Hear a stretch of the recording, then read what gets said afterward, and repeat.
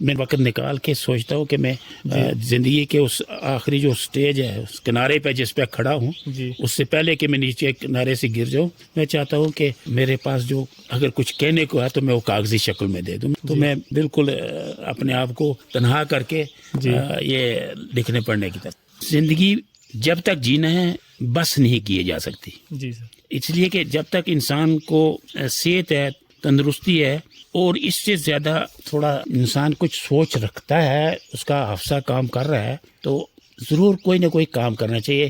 ہم چلے جائیں گے تو یہ سرمایہ جو ہے یہ ٹرانسمٹ ہو جائے آگے نئی نسل کو. اس لحاظ سے ہمیں چاہیے کہ نوجوان نسل جو ہے ان کو کتاب کی طرف لایا جائے. مجھے افسوس ہے کہ یہ موجودہ دور میں اس نیٹ نے اور اس کمپیوٹر نے اور خاص کر کے ہمارے سوشل میڈیا اس کی طرف بچے زیادہ چلے گئے. نتیجہ یہ ہوا کہ علمیت ان کو شاید مل جائے گی لیکن وہ اس میں علمیت کی تلاش میں کم ہے. وہ اس میں ایکٹیویٹی یا جو امیوزمنٹ کا جو چیپٹر ہے جس کو وہ پسند کرتے ہیں اس کی طرف زیادہ جاتے ہیں. اگر تو وہ چلے جائیں علم کی طرف تو بہت ہی اچھا ہے. سامعین آداب، جیسا کہ ہم اپنے پروگرام میں مختلف قسم کی شخصیات کو دعوت دیتے ہیں، تو اسی سلسلے کو جاری رکھتے ہوئے آج ہمارے ساتھ اسٹوڈیو میں موجود ہیں جناب نثار رائی صاحب، سرحدی ضلع رجوری کے دور دراز گاؤں دوداسن بالا کے رہنے والے ہیں. تو مزید ان کے ساتھ بات کریں گے اور ان کے تعلیمی خدمات اور ساتھ ساتھ یہ بہت اچھے شاعر بھی ہیں، اور مزید ان کے ساتھ جو باتیں کریں گے وہ بھی آپ کے سامنے ہوں گی. تو رائی صاحب، سب سے پہلے میں آپ کو اپنے پروگرام میں دعوت دیتا ہوں. جی بہت بہت شکریہ، نوازش. تو سر، جو بھی انسان کا سفر ہوتا ہے سب سے پہلے وہ بنیادی تعلیم سے شروع ہوتا ہے. آپ بتائیں گے کہ آپ کی بنیادی تعلیم اور آپ کا بنیادی تعلیمی ادارہ کون سا تھا، کہاں سے شروع کی اور کب شروع کی؟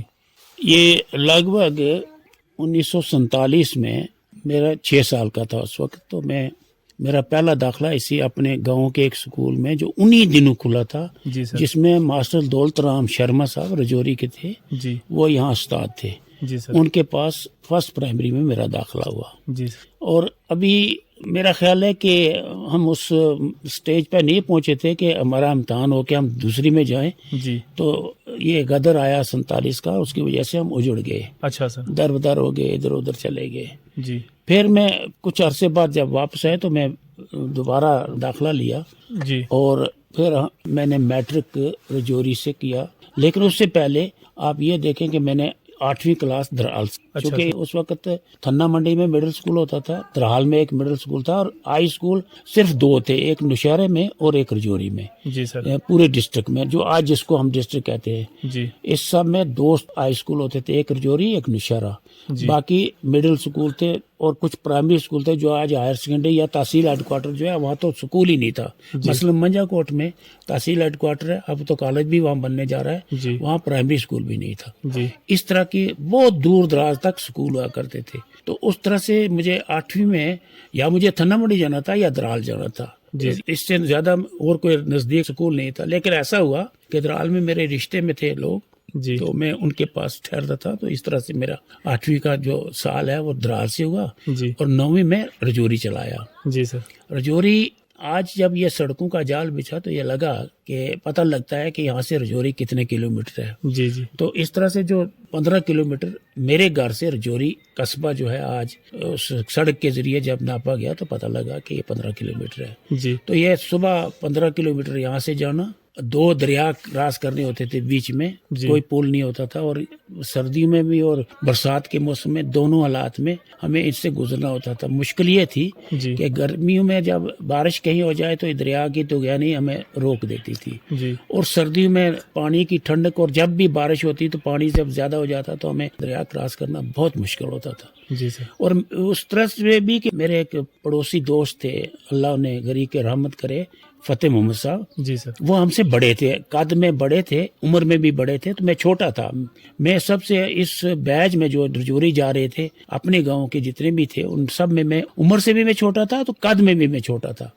تو یہ مجھ سے سب سے بڑے تھے. اگر یہ نہ میرے ساتھ ہوتے میں شاید تعلیمی سفر جاری نہ رکھ سکتا، اس لیے کہ یا دریا میں کہیں بہ جانا تھا یا جانا ہی نہیں تھا، اس لیے کہ دریا کون کراس کرائے گا. بالکل سر. تو ان کا میں احسان مند ہوں کہ انہوں نے مجھے پکڑ کے دریا کراس کرنا، دونوں دریا، آتے بار بھی جاتی بار بھی. جی سر. اس طرح سے یہ سفر ہمارا میٹرک تک جاری رہا, اور میٹرک میں ہمارا سینٹر اس وقت پونچھ آیا, تو ہم پونچھ میں امتحان دینے گئے. جی سر. اور 1957 کی بات ہے, 57 کی. جی. اس وقت میں نے میٹرک کیا. تو سر جیسا آپ نے بتایا کہ تعلیم کی تڑپ تھی آپ کے اندر, تو برسات کے موسم میں, ٹھنڈ جب آتی تھی سردیوں کے موسم میں, تب بھی آپ یہاں سے ڈسٹرکٹ ہیڈ کوارٹر جو رجوری ہے, جیسا کہ آپ نے بتایا کہ 15 کلومیٹر یہاں سے پیدل چل کے جایا کرتے تھے, اور وہاں روزانہ یہاں سے جایا کرتے تھے یا واپس وہاں رکتے تھے بیچ میں؟ دیکھیے جی, بات اس طرح سے ہے کہ میں وہاں رکنے کا کوئی بندوبست ہی نہیں تھا. جی سر. اتنی غربت تھی, پورے سماج میں غربت تھی. بالکل. بنیادی طور پر جب یہ میں گھر سے جاتا تھا تو میرے پاس مشکل سے کوئی ایک آنا یا دو آنا, مشکل سے. اچھا سر. وہ کسی دن وہ بھی نہ ہو, اور جو صبح میں یہاں سے کچھ کھا کے جاتے تھے, شام کو وہی واپس آ کے, دن کو نہ کوئی چائے ہوتی تھی نہ کوئی چیز کھانے کی, بلکہ یہ رواج بھی نہیں تھا کہ کوئی چائے بھی رواج ہے. اس وقت یہ رواج نہیں تھا. جی سر. یہ تو بڑے دیر سے یہ رواج آیا کہ چائے بھی ہوتی ہے. جی. بہت گھروں میں چائے کا یعنی رواج نہیں تھا, اور ہمارے گھروں میں بھی نہیں تھا, اس لیے کہ چائے کے لیے ہم جو مصارف ضرورت ہے, مثلا اس میں دودھ کی ضرورت ہے یا روٹی کی ضرورت ہے, تو یہ اس تردد میں کوئی پڑتا نہیں تھا. صبح بس اگر رات کی پکی ہوئی کوئی روٹی ہے تو کھا لی, یا صبح پکا لی تو کھا لی, تو بس چلے گئے. جی. کھانا دودھ کے ساتھ یا سبزی ہے اس کے ساتھ کھانا تھا, چائے کا رواج ہی نہیں تھا. جی سر. اب جب واپس شام کو آتے تھے تو اس وقت بجلی نہیں تھی, کچھ نہیں تھا, تو وہ دیا جس کو کہتے تھے, جی سر, اس میں مٹی کا تیل ڈالنا, تو اس کو رات کو جلانا, اور بڑی زبردست وہ ہمیں دھوئیں کی نعمت ملتی تھی جو ہمارے ناک میں بھی اور آنکھوں میں بھی جمی رہتی تھی. استاد ہمارے دوسرے دن دیکھتے تھے کہ اس بچے نے رات بیٹھ کے پڑھائی کی ہے. یہ تو وہ منہ بھی دھونا ہمارا مشکل تھا, چونکہ ہم یہاں سے جب نکلتے تھے تو ابھی سورج لگنے کی تو بات نہیں, بلکہ صبح جو نماز کا وقت ہوتا تھا اس وقت ہمیں یہاں سے نکلنا ہوتا تھا, اور قریباً شام کے بعد آدھے گھنٹے بعد ہم گھر واپس آتے تھے. رات ہمیں راستے میں پڑتی تھی. جی سر. تو یہ اس تردد میں ہم رہے. رجوری ٹھہرنے کے لیے کوئی جگہ نہیں تھی. رجوری خود بھی حالت یہ تھی کہ آج تو رجوری پورا ایک بہت بڑا ایک شہر بن گیا ہے. اس وقت کچے مکان ہوتے تھے, چند ایک مکان کچے, جی سر, اور دکانیں کچی. اس پر جب وہ کوئی یہاں سے سودا لینے جاتا تھا تو اس کو بیچ دیتے. ہم ہویا جا کر مٹی یا لڑی ہوتی, جی سر, یعنی ایک لڑی جگہ ہے, جی سر, وہ آج آرمی ہے وہاں, جی, وہاں سے مٹی ملتی تھی, تو یہ دیتے تھے تھوڑا بوری, جاؤ ادھر سے مٹی لے اور دکان کے اوپر پھینک دو. یعنی سب کچا مال تھا. جی تو سر. کون کس کو دیکھتا جب اتنی غربت کی حالت تھی. بالکل سر, بہت بڑی فخر کی بات ہے, اور میں اپنے سامعین کو بتاتا چلوں کہ یہ وہی شخصیت ہمارے ساتھ بات کر رہی ہیں جن کو حالیہ دنوں میں 26 جنوری کے دن, جس دن ہمارا یوم جمہوریہ تھا, تو جموں کشمیر یوٹی کا جو سب سے بڑا اعزاز ادب میں ان کو وہ اعزاز ملا ہے. مزید اس پہ باتیں کریں گے آگے چل کے. تو سر ہماری بات یہاں تک پہنچی تھی کہ میٹرک میں آپ کا جو سینٹر تھا ایگزامینیشن کا, تو وہ پونچھ میں لگا تھا. پونچھ میں تھا. جی سر. اس وقت اس پونچھ میں جب گئے تو وہاں ہم ٹوٹل 23 اسٹوڈنٹ تھے جو رجوری سے گئے تھے, جی سر, جو میٹرک کو اس وقت ریپرزینٹ کر رہے تھے. جی, اس میں سے 15 پاس ہوئے تھے. جی سر. جب وہاں گئے تو مارچ 4 سے امتحان شروع ہوا تھا, 31 مارچ تک رہا. 1957 کی بات ہے. 57 کی بات ہے. اتفاقاً ان دنوں چودھری اسلم صاحب بھی امتحان میں تھے میرے ساتھ. جی سر. تو وہ ان سے واقفیت ہو گئی کہ کسی نے کہا کہ یہ بڑے گھر سے ہے, جی, چودھری لسانوی صاحب کے گھر سے ہے. جی سر. تو اس طرح سے ملاقات رہی. لیکن ہمیں جو ٹھہرایا گیا, کوئی وہاں ہوٹل پہ تو کوئی جگہ نہیں تھی. ایک گرو کہتے تھے, بیچارہ تھوڑا سے ایک ٹانگ میں کوئی کسر تھی تو لنگڑا کے چلتے تھے. جی سر. انہوں نے شادی نہیں کی تھی, لیکن بڑا اونچا مشن تھا. انہوں نے 2 کمرے بنوا رکھے تھے کہ باہر کے لڑکے جو مینڈر سے وہاں جاتے تھے ان کو کھانا وغیرہ ہو خود جہاں سے مرضی ہے کھائیں, لیکن رات کو رہنے کے لیے مفت میں جی, وہ کمرے کھول دیتے تھے. بہت بڑی بات ہے سر. اور اس کے بیچ میں پرال پڑا ہوتا تھا نیچے. جی, جی, باقی کپڑے اپنے لاؤ جس طرح بھی ہے. یہ صرف دروازہ کھولنا ہے, اندر اس کو دینا, اندر جگہ مل جانی ہے. 5 بچے ہوں, 10 ہوں, 15 ہوں, جتنے بھی ہیں, جتنے اس میں سما سکیں, وہ دل جمی سے یا بڑے کھلے دل سے وہ سارا رات گزارنے کے لیے جگہ دیتے تھے. بلکہ مسافر بھی اگر کہیں سے آتے تھے تو ان کو بھی جگہ مل جاتی تھی. میں سمجھتا ہوں بہت بڑا مشن تھا ان کا. بالکل سر. وہ فوت ہو گئے, خدا کرے ان کی روح کو, ان کے آتما کو شانتی ملے. جی سر. یہ اچھے کام جو ہیں وہ کبھی بھولے نہیں جا سکتے. بالکل سر. وہ کسی سے بھی ہوں, کسی بھی طرف سے ہوں. بالکل. تو ہم احسان مند ہیں. جب وہاں ٹھہرے تو اس سال کو عجیب یہ بات ہوئی کہ بہت بارشیں ہوئی. جی سر. اب وہ کچا مکان تھا, تو ہمارے پاس اون کی بنی ہوئی ایک ایک دو دو لوئیاں تھی. جی جی وہ چوہا جو لگتا تھا ٹپکتا تھا پانی, جی جی اس سے وہ ہمارے کپڑے سارے بھیگ گئے.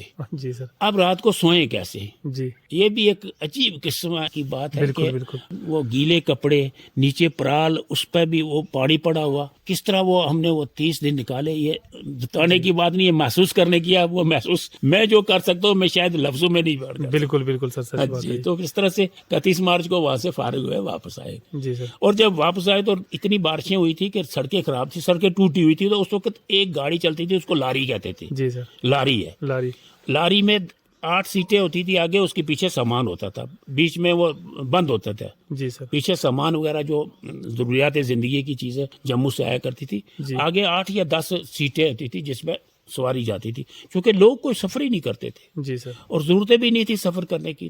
تو دوسرا یہ ہے کہ قوت خرید بھی نہیں تھی نا, یہ خریدنا یا گاڑی پہ چلنے کی نہیں. بالکل. جب واپس آنا تھا تو اس دن اتنی بارش ہو گئی کہ گاڑیاں بند تھیں. تو پونچھ سے پیدل میں گھر آیا. جی سر. رات کو سن کوٹ رہا, دوسرے دن میں گھر پہنچا. پونچھ سے پیدل. بہت بڑی بات ہے. یہ ہمارے زندگی کے وہ ابتدائی دن ہیں جو بڑے امتحانی دن ہیں. بالکل سر. اور آج تک آپ کو یہ یاد ہے؟ بالکل. مجھے یہ یاد ہے کہ میرے ایک ہی ڈریس تھا, ایک قمیض اور پجامہ, اور اس پر ایک کوٹ تھا. پتہ نہیں وہ کہاں سے آیا, یہ مجھے خبر نہیں. جی جی. بس یہ تھا میرے پاس سرمایہ. جی سر. اور باقی کتابیں اٹھائیں. تو بس یہی کپڑے جو تھے, یہی 30 دن رہے. جی. واپس آیا تو اسی میں آیا. تو سر میٹرک کا ایگزام پاس کرنے کے بعد آگے تعلیمی سلسلہ اب یہ ہوا کہ اس وقت انٹرمیڈیٹ کالج ہوتا تھا پونچھ. جی. میرے والد صاحب اللہ نگری کے رحمت کرے, وہ چاہتے تھے کہ میں میڈیکل لائن میں چلا جاؤں. جی سر. تو میرے بھائی صاحب ٹیچر تھے, انہوں نے کہا کہ اب ان کو اگر میڈیکل لائن میں جائیں گے تو یہ 10 سال ان کو اس میں لگیں گے, تو چھوڑو جی. اور اس پر ترا یہ کہ کسی نے یہ کسی کو کہہ دیا کہ یہ یہاں کوئی میٹرک پاس ہے. تو مجھے آرڈر گھر پہ آیا, ایک فارسٹر کا اور ایک ٹیچر کا. جی سر. تو بھائی نے کہا جب یہ 2 چیزیں آ گئی ہیں تو اب ان میں سے ایک کو چنو اور بیٹھو. اب کہاں جاؤ گے, چھوڑو ڈاکٹر بننے کا. جی سر. جوائن کر لو. ادھر نہیں, انہوں نے مانا نہیں کہ نہیں جانا. والد صاحب ناراض ہوئے کہ نہیں اس کو بھیجو میڈیکل لائن میں, چونکہ وہ خود ہی طب کا کام کرتے تھے اپنے طور پر. اچھا سر. ان کو یہ طب کا پتا تھا, دوائیاں کیسے استعمال کرتی ہیں, یا دوائیوں کا نسخے وغیرہ وہ ان کے پاس تھے.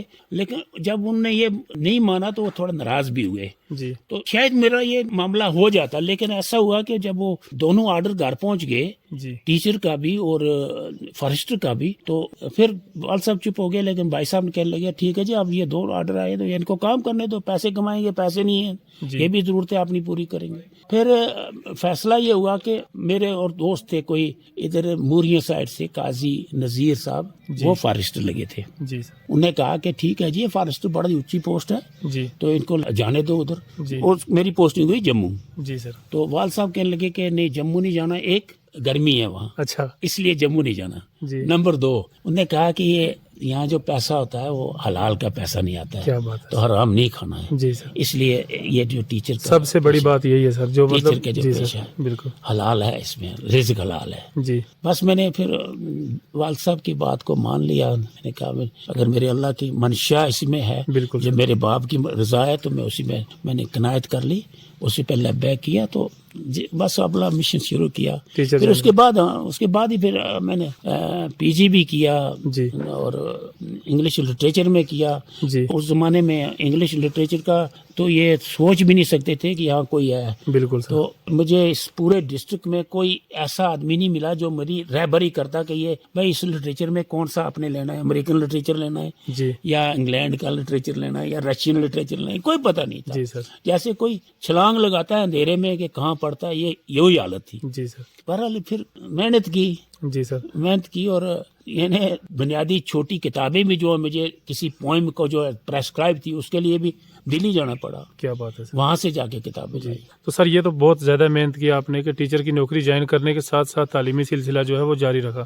تو پھر آپ ماشاءاللہ لیکچرر بنے, پھر آگے چل کے آپ پرنسپل بنے. جی جی. تو سر اس کے ساتھ ساتھ یہ بات ہے کہ جیسے آپ کو انعامات سے نوازا گیا ہے یوم جمہوریہ کے دن, سب سے بڑی بات ہے سر کہ آپ نے تعلیم کے ساتھ ساتھ ادب کی خدمات کرنی شروع کی, جیسے آپ نے بولا کہ آپ نے انگلش لٹریچر پڑھی تھی، تو آپ کو شاعری کا شوق جو تھا یہ کب پڑا اور کب سے آپ نے لکھنا شروع کیا؟ طالب علمی کے زمانے سے یا پھر کب سے؟ بات یہ ہے کہ یہ جو کو ذہنی عیاشی کہتے ہیں، جو یہ جی لکھنا سر۔ پڑھنا جو ہے یہ ذہنی عیاشی ہے. جی سر۔ اس کے ساتھ جوڑے کہ یہ فرض عین نہیں ہے. جی جی یہ ایسا ہے کہ جب آپ کو تھوڑا سا پیٹ بھر جائے تو اس وقت آدمی دوسری سوچتا ہے، کیونکہ پہلے کوشش ہوتی ہے کہ میرا پیٹ خالی رہے. بالکل جب خالی نہیں ہے، بھر گیا، تو اس کے بعد سوچنا ہے اچھا یہ کون سی نعمت اس میں اور شامل کرنی ہے، بالکل یہ کون سی نعمت کم تھی تو اس کو شامل کرنا. بالکل سر۔ اسی طرح جب یہ دیکھا کہ میری تعلیمی سفر پورا ہو گیا اور اگر میں انگلش لٹریچر میں نہ کرتا تو میں شاید کچھ بھی نہیں لکھتا. جی سر۔ اس لیے کہ میں نے انگلش لٹریچر میں خاص کر کے میں متاثر ہوا امریکن لٹریچر سے. جی سر۔ اور پھر اس کی وجہ سے میرے ذہن میں آیا کہ لوگ اگر اتنے اچھا لکھ سکتے ہیں، اتنا اچھا کام کر سکتے ہیں تو ہم کیوں نہیں کر سکتے. بالکل سر۔ اور دوسری یہ بات تھی جو قدرے اس وقت انگلش لٹریچر نے پرانی روایت سے ہٹ کے، جو روایت اس وقت تھی، مثلا شاعری تھی تو وہ کنگھی چوٹی اور حسن کی جی بس جی، اسی بالکل۔ اس حد تک تھی. جی جی تو جب میں نے دیکھا کہ اس لٹریچر میں عشق و محبت کی قصہ نہیں ہے بلکہ زندگی کا قصہ ہے کہ جینا بالکل، کیسے ہے. بالکل زندگی کی انسان کی حقیقت تھی اس میں۔ ادب برائے زندگی آیا جب، بالکل بالکل اور اس وقت میں نے سوچا کہ یہ چیز تو بہت ہی اچھی ہے کہ ہم اس ساری روایت چکنی کر کے ہم ادھر جائیں. جی سر۔ تو اس وجہ سے مجھے تھوڑا سا وجدان آیا تو میں تقریباً 65 کے بعد لکھنا شروع کیا. جی سر۔ نوائی قوم جموں سے نکلتی تھی، ایک اخبار نکلتا تھا ہفتہ وار، جی جی اس میں میں نے پہلی تخلیقات جو دی وہ جی دی. اور اللہ نے گری کے رحمت کرے سروری صاحب، جی وہ بڑے میرے مخلص تھے. چونکہ میں بی ایڈ جب کر رہا تھا جموں میں تو میں ان کے پاس رہتا تھا، جی سر۔ تو ان سے لیک بھی نہیں بلکہ بہت گہرا رشتہ بن گیا ہمارا. سروری کسانہ صاحب۔ سروری کسانہ جی صاحب بہت نیک انسان تھے اور بڑے درد والے درد دل رکھنے والے. جی سر۔ اکثر وہ شکایت کرتے تھے زمانے کی کہ زمانہ بہت بدل گیا اور ہم بہت پیچھے رہ گئے. بالکل بالکل ان کا مجھے کچھ تھوڑا سا فیضان دیا تو میں نے لکھا. پہلا میرا جو تخلیقات تھی وہ اسی اخبار میں چھپی. جی اس کے بعد پھر چلتے گئے تو بعد میں ایک وقت ایسا آیا کہ پہاڑی لکھنے کی طرف رجحان آیا. جی یہ جو کلچر اکیڈمی سے اس وقت یہ 2 شعبے قائم ہوئے، گوجری بھی اور پہاڑی پہاڑی بھی. بھی. اب یہ ہے کہ یا میں گوجری لکھوں یا پہاڑی لکھوں، یہ ضروری ہے کہ اب کسی جگہ ہمیں جانا ہے. جی جی لیکن میں اردو کو میں نے چھوڑ نہیں دیا. جی میں نے اردو کو رکھا کہ بنیادی طور پر یہ ہے. تو یہ باقی جو چیزیں تھیں ان کو میں نے سوچا کہ جیسے انسان نعمتوں میں نعمت کو شامل کرنا، اس طرح جی پہاڑی کو بھی رکھا اور گوجری گوجری کو بھی رکھا. جی سر۔ بس یہ جب وقت بچتا مجھے اپنے فرض سے. اور عجیب یہ بات ہے کہ میری پوسٹنگ جہاں بھی رہی وہ مجھے 2.5 گھنٹے کا ایک طرف سے سفر ضروری تھا. جی سر۔ وہ جہان ہائی اسکول میں رہا، جی. منجا کوٹ ہائی اسکول میں رہا تو گھر سے جاتا تھا، تو واپس گھر آتے واپس گھر آتے تھے. 2.5 گھنٹے کا سفر ایک طرف سے 2.5 گھنٹے کا. کیا بات اب ہے؟ ٹائم یہی ہوتا ہے بچنے کا. جی. تو جب رجوری میری پوسٹنگ ہوئی، میری پروموشن ہوئی تو رجوری میرا 7 سال کا سفر تھا. جی سر۔ تو وہ یہ پیدل ہی جانا تھا کیونکہ کوئی گاڑی نہیں ہوتی تھی اس زمانے میں. کیا بات ہے؟ پھر ایسا ہوا کہ ایک ہمارے جج صاحب تھے چیمہ صاحب، جنکار سنگھ چیمہ، وہ جی. پہلے ٹیچر رہے تھنا منڈی میں، تو ان سے واقفی تھی ٹیچر ایسوسیشن کے لحاظ سے. جی تو بعد میں وہ جج بن گئے، انہوں نے LLB کی ہوئی تھی تو انہوں نے کہیں انٹرویو دیا. مجھے وہ واقفی تھی تو ایک دن مجھے بلایا تو کہنے لگے میری بچی ہے ایک 11th میں پڑھ رہی تھی، جی سر۔ اس کو انگلش پڑھانی ہے. میں نے کہا جی میرے پاس تو وقت نہیں ہے. کیوں؟ میں نے کہا میں گھر جاتا ہوں، چھٹی ہوتی ہے تو مجھے 2.5 گھنٹے کا گھر تک جانا ہے. جی صبح آتا ہوں تو 2.5 گھنٹے سفر کر کے پہنچتا ہوں تو میرا ٹائم کون سا بچے گا. کیوں؟ گاڑی کوئی نہیں. میں نے کہا جی کوئی گاڑی نہیں. تھنا منڈی ایک گاڑی جاتی ہے اس کو ڈبہ کہتے تھے. جی جی گورنمنٹ ٹرانسپورٹ کا ایک گاڑی جاتی تھی اس کو کہتے تھے ڈبہ. جی سر۔ وہ صبح جموں سے آتا تھا 3 بجے یہاں سے تھنا منڈی، جی. صبح وہاں سے آتا تھا تو جموں. جی سر۔ اس میں لفٹ ملنا بہت ہی مشکل تھا. جی ایسا بھی ہوا کہ کئی بار پتھر بھی سڑکوں میں پڑے کہ گاڑی رکے تو ہم چھت پہ چڑھ جائیں. جی سر۔ لیکن مجھے یہ شرم آتی تھی کہ میں چھت پہ چڑھ کے کوئی کہے گا یہ پاگل ایک ٹیچر ہے، ایک لیکچرر ہے تو یہ چھت پہ بیٹھا ہوا. کیا بات ہے سر، یہ بہت بڑی بات ہے۔ اس طرح پھر پیدل میں پریفر کرتا تھا، چلو جی. پیدل چلتے. جی سر۔ انہوں نے کہا جو یہاں گاڑیوں کا جو ایجنٹ وغیرہ تھے ان کو ایک کو بلایا، کہنے لگے یار بات سنو، جاؤ ایک گاڑی سٹی بس لگاؤ. میرا کہا کہ جہاں یہ رہتے ہیں اس سائڈ میں. ہاں. مجھے پوچھنے لگے، میں نے کہا نروجال میرے نزدیک سڑک جو ہے میرا وہ سفر وہاں سے شروع ہوتا ہے وہ نروجال ہے. جی وہ اسی دن آئے تو چلتے چلتے آئے، لیکن یہاں سڑک گاڑی موڑنے کی جگہ نہیں تھی، سڑک بہت تنگ تھی. جی تو یہ باولی پہنچے تو وہاں انہوں نے دیکھا کہ ذرا جگہ کھلی ہے جی تو وہاں تک انہوں نے سٹی بس لگائی. بلکہ یہ بھی کہا انہوں نے کہ بھائی ان کو لے جانا بھی اور واپس بھی آنا تاکہ یہ ان کو آنے جانے کا سہولت ہو جائے. تو مجھے ٹائم بھی یہ رکھا کہ میری بچی کو یہ پڑھا کے اس کے بعد فارغ ہوئے تو یہ اس ٹائم پہ جائے. بالکل سر، دیکھو نا ایک استاد کی وجہ سے کتنے سارے اور لوگ تھے جن کا بھلا ہوا. بس وہ ایک چانس تھا کہ اس کے بعد سٹی بس لگی. جی. اس کے بعد ہمیں ملا موقع اور اس وقت یہاں سے رجوری کا 4 آنے کرایہ ہوتا تھا. جی سر. پھر 4 آنے کے بعد 6 آنے ہوا ہے. اس وقت آنے کا سسٹم زیادہ تھا. جی پھر 8 آنے ہوا. جی سر. تو اس طرح سے وہ سٹی بس لگی. اس سے ہمارے تھوڑی سی سہولت ہوگی کہ جب کبھی وہ مل سے آتی تھی جی یا کہیں مس نہ ہو تو پھر وہ وقت مل جاتا پھر تھا. وقت مل جاتا تھا. جی سر. لیکن پھر بھی آتے آتے نہیں ہوتا تھا کہ کسی دن اگر مس ہے تو میں اپنا ٹائم پر پہنچنا ہے، اس لیے میں ٹائم سیو کرنا ہوتا تھا مجھے. وہ پہلے میں نکلا تھا. بالکل سر. تو آپ نے اردو زبان میں کتنی کتابیں لکھی اور پہاڑی میں مطلب کتنی کتابیں لکھی، اس کے بارے میں مختصراً بتائیں گے آپ؟ پہاڑی میں میری 6ٹھی کتاب ہے. ایک دھند افسانی مجموعہ ہے جس پر مجھے اسٹیٹ ایوارڈ ملا تھا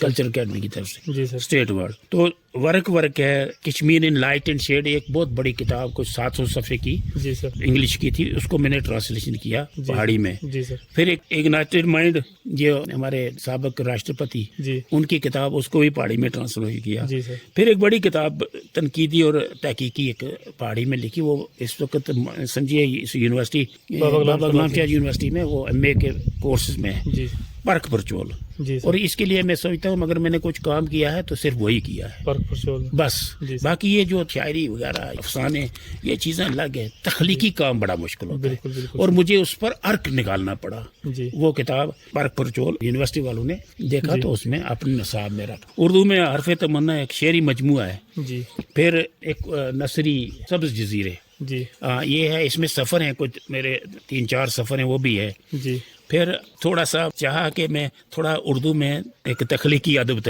دے دوں. جی سر. اس سلسلے میں نے انشائیے جی اپنے یعنی انشائیے لکھے جی اور وہ کتاب کوئی 200 صفحے کی اس وقت لاسٹ مرحلے پر ہے جی پرنٹ میں. جی مجھے لگتا ہے کہ اگر اردو میں جو اچھی کوئی کتاب میں نے لکھی ہے تو پھر وہی ہے. جی اور مجھے لگتا ہے کہ انشاءاللہ جب وہ ناظرین کے سامنے آئے گی تو وہ محسوس کریں گے کہ میں نے کوئی خدمت کیا. اب آگے انگلش میں چونکہ مجھے بہت ساری طرف بلکہ انگلینڈ سے میرے ریلیشن میں وہ بھی کہتے ہیں آپ یہ جو لکھ رہے ہیں اس سے تھوڑا سا آپ ڈائیورشن کریں انگلش میں لکھیں. تو میرے سامنے ہے اس قسم کی انسٹرکٹ قسم کا مٹیریل. جی نہ وہ ناول ہو نہ افسانہ ہو ایسے بھی نہ ہوں جی بلکہ اس طرح کا جس میں ایک میسیج جائے. جی جس وقت 1-2 صفحے پڑھے آدمی جی تو یہ لگے کہ یہ کوئی میسیج ہے. بالکل اور یہ سمجھے اس کو آپ دوسرے لفظوں میں آپ انٹیوشن بھی کہہ سکتے ہیں, اسپرچویلٹی بھی کہہ سکتے ہیں, بالکل مورالٹی بھی کہہ سکتے ہیں. میں چاہتا ہوں وہ جاگے کیونکہ وہ چیز اب ہم میں کمی ہے.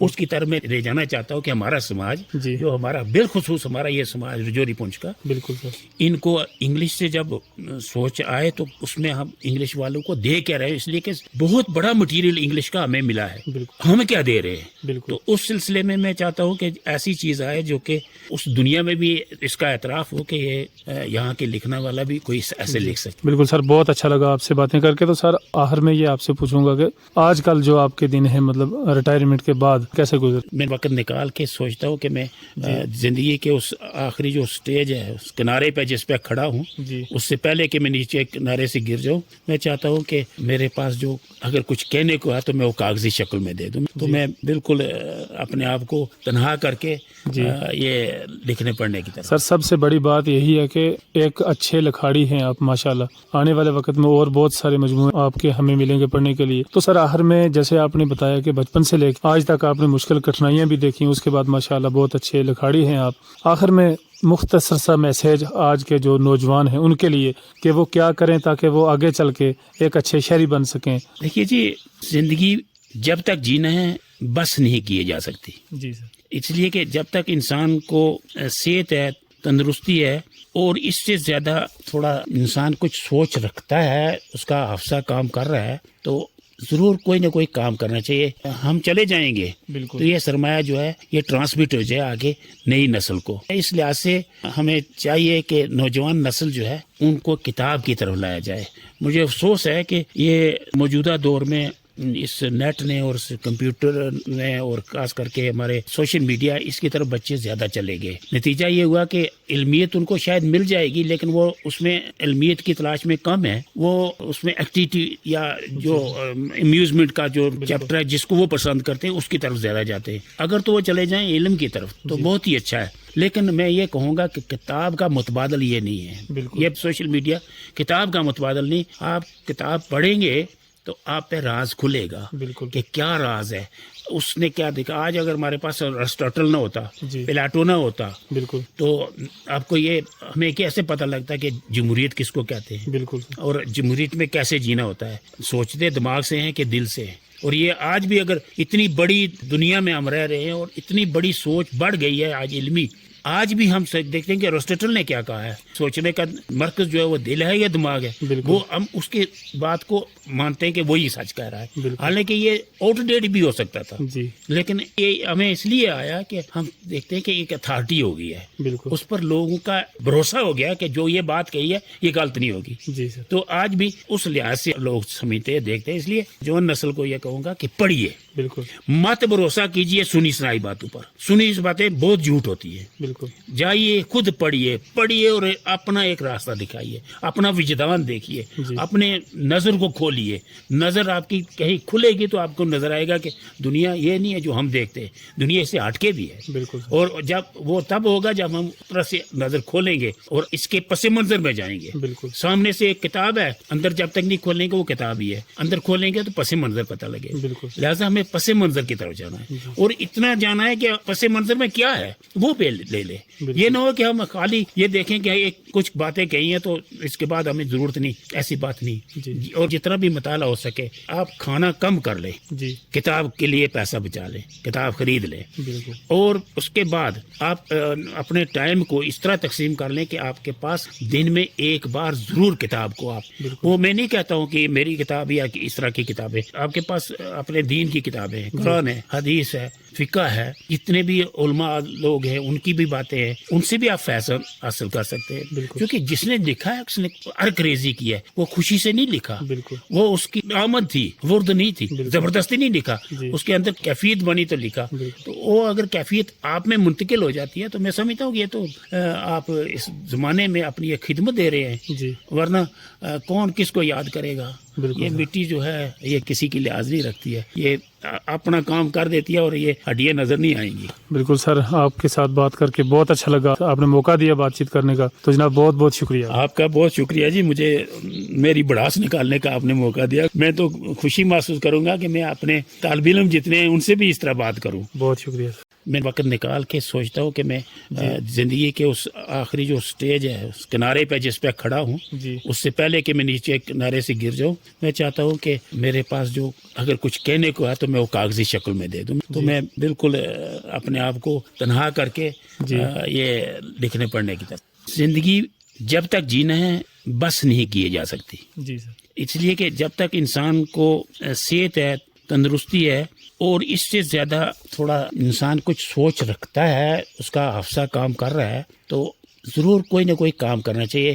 ہم چلے جائیں گے تو یہ سرمایہ جو ہے یہ ٹرانسمٹ ہو جائے آگے نئی نسل کو. اس لحاظ سے ہمیں چاہیے کہ نوجوان نسل جو ہے